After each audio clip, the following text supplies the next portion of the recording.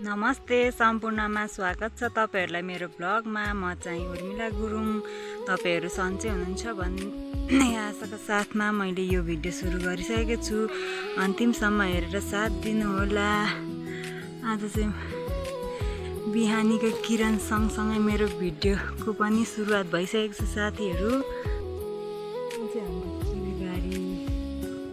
किवीको लहरा सबै तल झरिसकेको छ।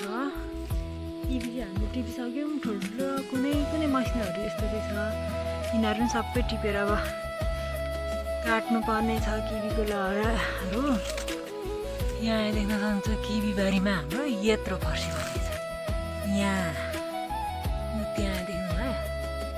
अझ किवी बारीमा त हाम्रो यसरी केरा पनि फलेको छ। यस्तो केरा पनि फलेको छ। किवी बारीमा अझै चिया पनि छ।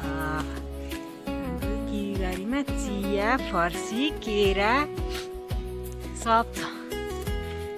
केरा चाहिँ ढलेर सबै किवीमा बसिरहेछ। यसरी कहाँ छ यसरी बसिरहेछ। अनि यो चाहिँ हेर्न फर्सी कत्रो फलेको छ।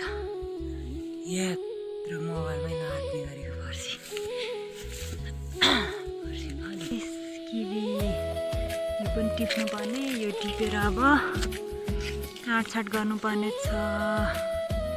किवीको यहाँ चाहिँ हाम्रो 2-3 गरा 4-5 गरामा किवी लाग्छ नि त। त्यही भएर बारीमा म चाहिँ घाँस काट्नु आएको किवी बारीमा।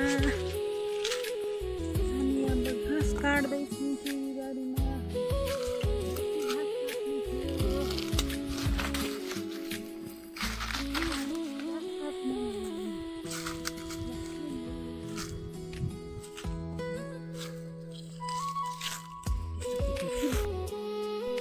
यहाँ चाहिँ हाम्रो यहाँदेखि उता त हाम्रो सब किवी मरेछ। सबै मरेछ। यहाँ चाहिँ फलिरहेको रहेछ। आएको छैन। सबै किवी मरेर केही छैन हाम्रो यहाँ। सबै मरेछ तर नाङ्गुते भएर किवी मात्रै छ।